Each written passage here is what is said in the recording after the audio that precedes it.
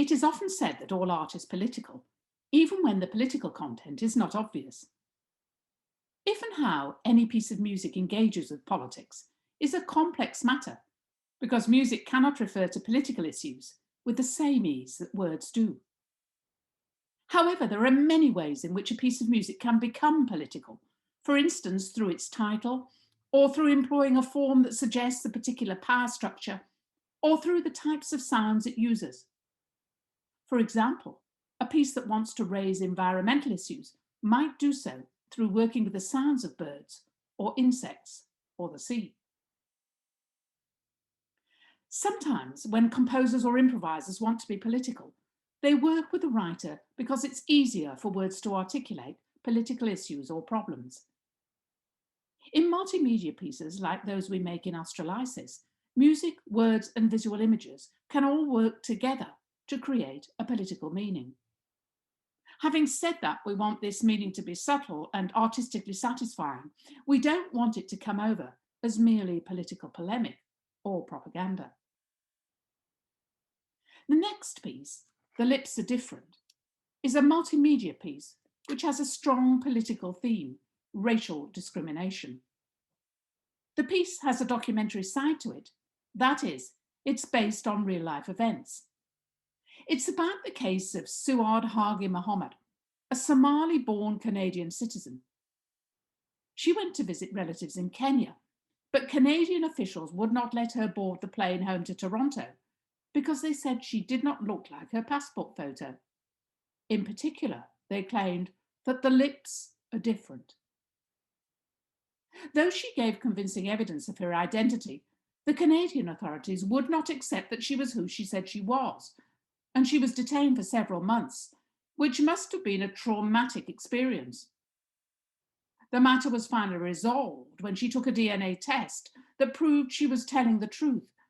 Only then was she allowed to fly home. It seems very unlikely that this would have happened to a white person. Everything suggests that Mohammed was unfairly treated because she was a person of colour. The Lips Are Different consists of video that relates to the themes of the piece, improvised and composed music, and text which is both performed by me and appears on the screen. As in The Character Thinks Ahead, a score written by Rogers structures the performance, organising who plays or speaks where, but it contains no musical notes, leaving the players free to improvise. And again, you will hear particular words that have been sampled and processed by Greg White, so that the sound becomes a musical element in the piece. As you listen to the piece, you might want to think about how the words, images, and sound work together to create both a political and an artistic meaning.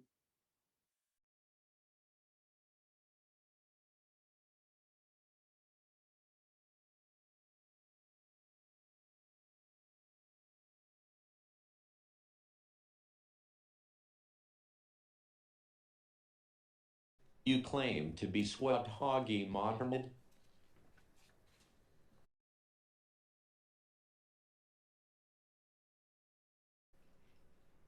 Traveling back to Canada, visiting Kenya, born in Somalia, and this is your passport photo.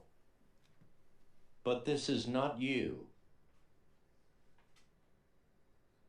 It cannot be you. The lips are different.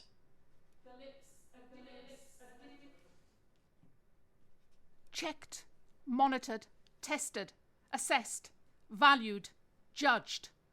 Checked, monitored, tested, assessed, valued, judged. Checked, monitored, tested, assessed, valued, judged. Stressed, disbelieved, detained, harassed, devalued, fudged, lessened, ignored, contested, rejected, harassed, smudged, arrested, enfeebled, messed with, resented, insulted, mugged.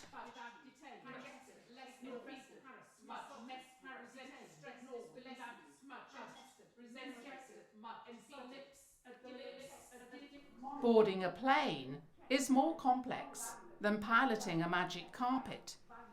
You have to expunge your laptop from its safety zone. Commit your belt and shoes to trays that roll to pick up infinity. Pacify the imperious scanner. But you won't be skinned alive. You may have to play stare me out with an official stingy with smiles, but he will probably accept the cards you deal him.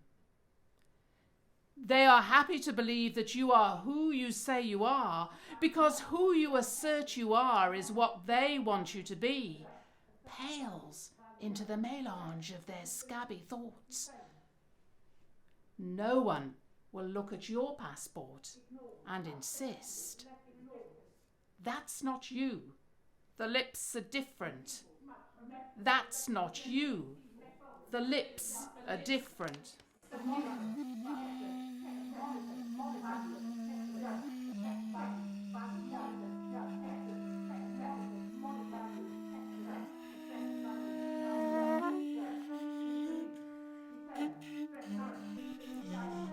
No driver's license or credit card she showed them could slow down their runaway misconceptions. For fingerprints, they had no twin. They alleged she had contradicted herself. She claimed that maybe a bribe would have oiled the winds. The official angle. All Canadians who hold passports usually have a picture identical to them. But no one is identical even to themselves, let alone a photograph. If we are many, how can we appear as one? The lips.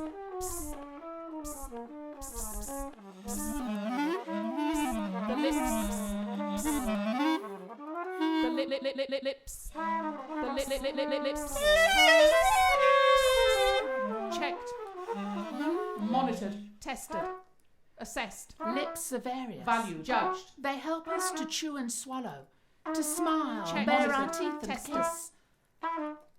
Lips can be red or pink, full or thin, pouting or shriveled.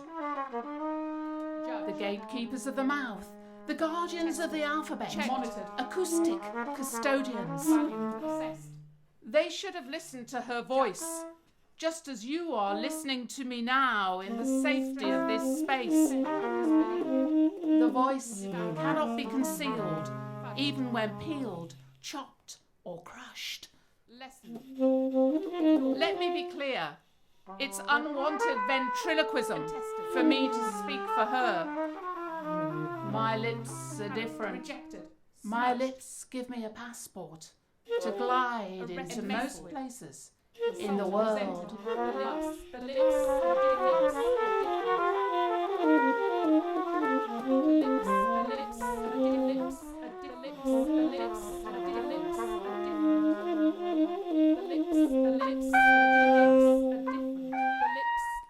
Have you ever been interrogated at an airport? It doesn't take long before you find that everything you say is incorrect.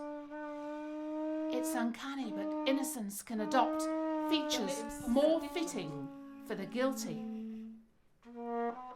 After months of hardship, barely housed in Nairobi slums, separated from her surrogate homeland, a DNA test proved Muhammad was Muhammad, at least biologically. She said, "I thought my government would back me up. I was alone when my government let me down." The Canadian officials had sent her into an unlit world, without documentation, without support, without status. The lips are different. The nether world of fumbled transit, with only a flashlight for comings and goings. The lips are different.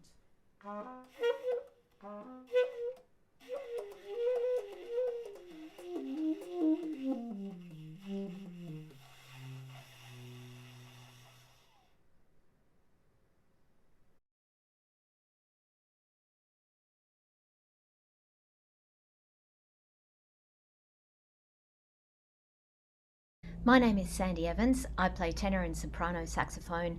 I'm a founding member of the austraLYSIS Electro Band. This ensemble is an incredible opportunity to explore new approaches to improvisation, and I'm fortunate to be an acoustic musician operating in a different type of environment in this ensemble. It gives me the opportunity to draw in a lot of ideas that I've been exploring throughout my career from contemporary jazz, from various types of intercultural music, and from other areas of experimental improvised music. One of these areas is to do with pitch. So, in some contexts that I've worked in, for example, when I've been collaborating with Balinese gamelan musicians in projects such as The Theft of Sita, I've had the opportunity to immerse myself in the different types of pitch systems that are used in the extraordinary music of Balinese gamelan.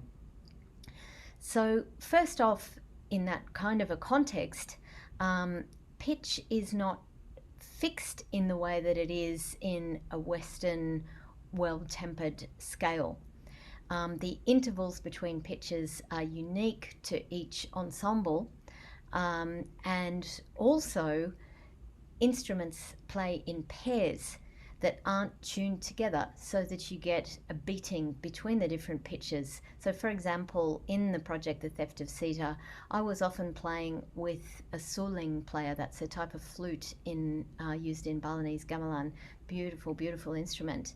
And first off, the actual points between the pitches aren't a fixed thing. So rather than, thinking of pitch as something that's like da, da, there's all the variations between those two pitches, da, that you can access. And you can do this by pitch bending between notes, or you can choose any point between those two pitches to make the center of your sound. The experience I had in this gamelan was that when I would pick a pitch, the suling player would never play the same one as me. He would play microtonally apart from me. This was an amazing experience for me, and one I'm very grateful for. It gave me a feeling that there's all sorts of expressive possibility in microtonality. Working with Roger has given me a totally different type of perspective on microtonality, but one that is incredibly exciting in terms of possibilities for expressiveness and for creating new musical languages. So there's a piece that we've been developing where Roger has merged the ideas from Louis Couperin with ideas of Pelog, which relate to the Balinese tunings that I was talking of earlier, to open up pitch worlds that both can incorporate this movement between pitches and also choosing of intervals that aren't, the normal chromatic scale within Western music that as Western listeners we're more familiar with.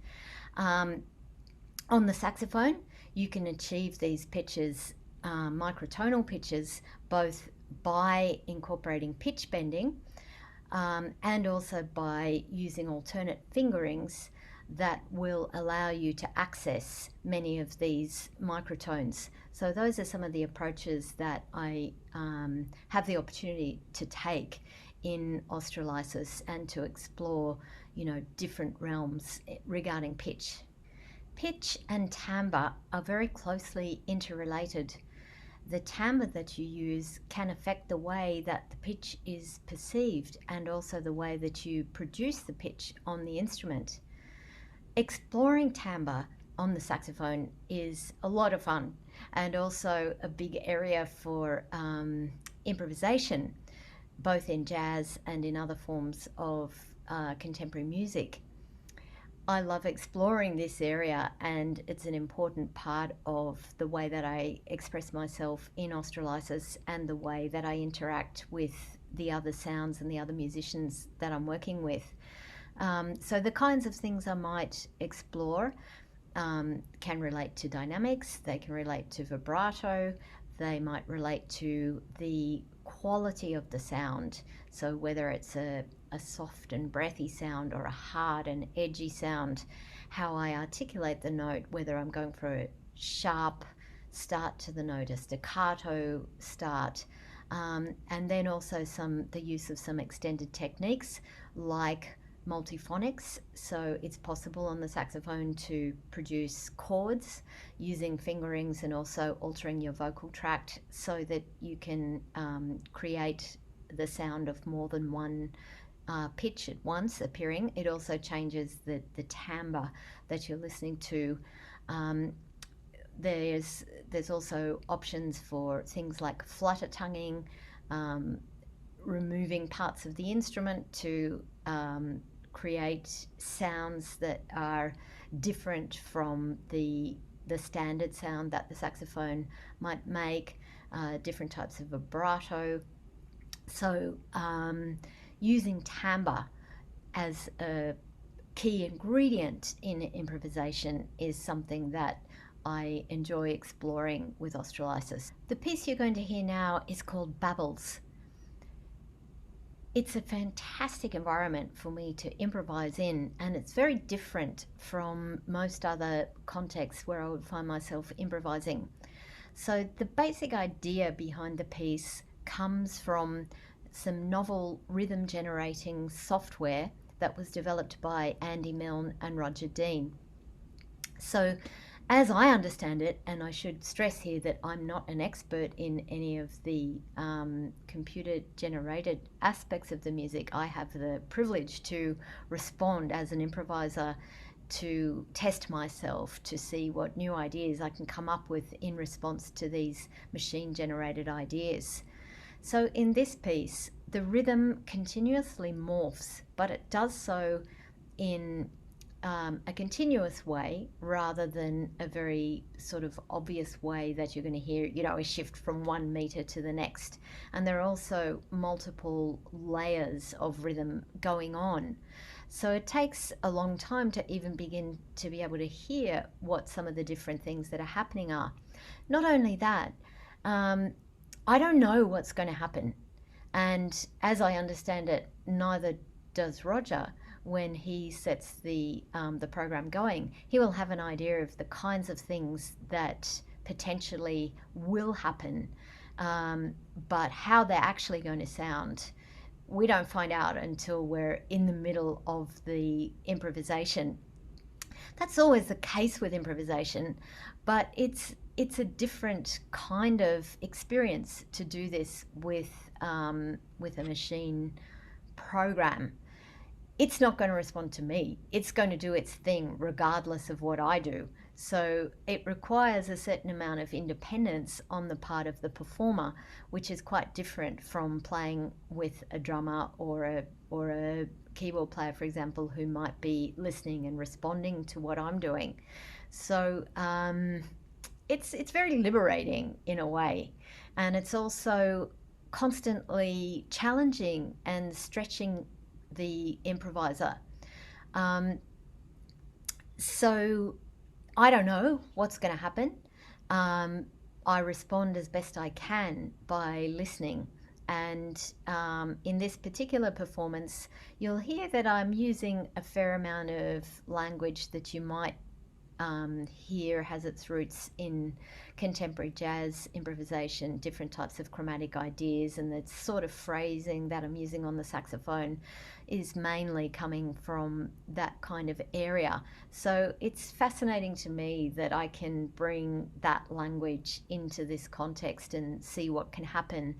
And then there'll be times where in this particular program, because it's a sort of a morphing of an idea rather than a sudden change, I do get the chance to listen to an idea develop. And in that sense, this program is interesting because it has some similarity to to what a drummer might do, so they'll might develop an idea over a period of time rather than constantly, going between one idea and the next in terms of rhythmic flow.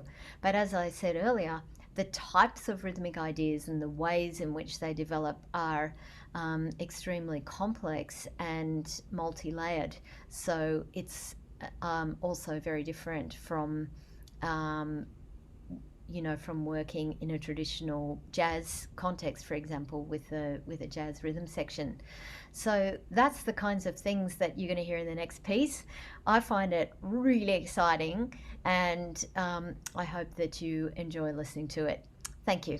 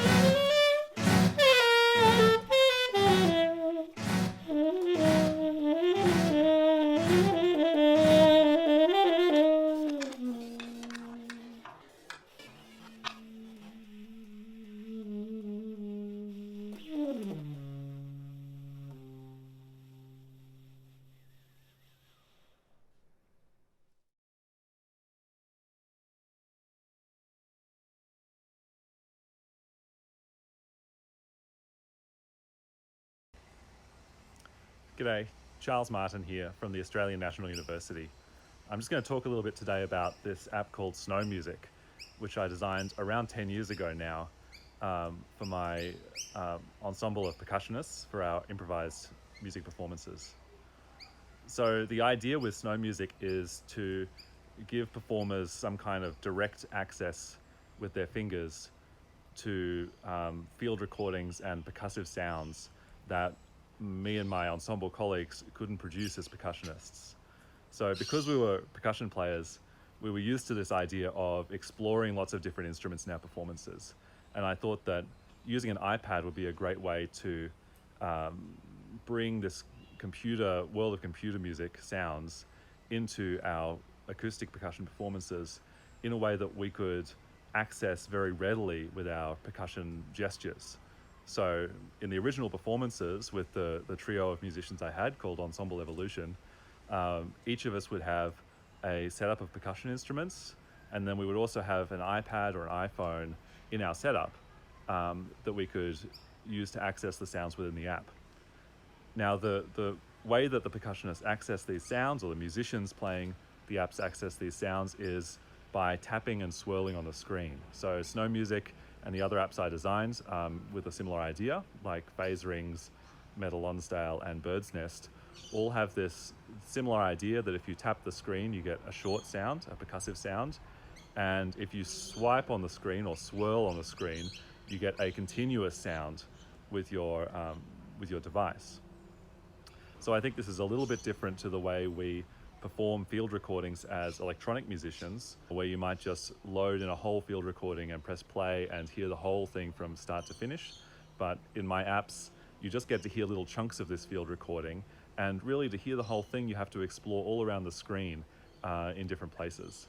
So I was really pleased with the way that my ensemble was able to make use of those apps. And a great thing about designing electronic music instruments as iPad or iPhone apps is you can publish them to the iTunes store, and other musicians can take them on. So that was what happened here with austraLYSIS and Roger Dean emailing me to ask if it was okay to use one of my apps in their performances. And it's great to see that they've taken it in a different direction. Of course, not being percussionists, they combined it with different instrumental sounds and used it in a different way, but I think still access this similar intent of using the apps to access field recordings of a certain aural environment.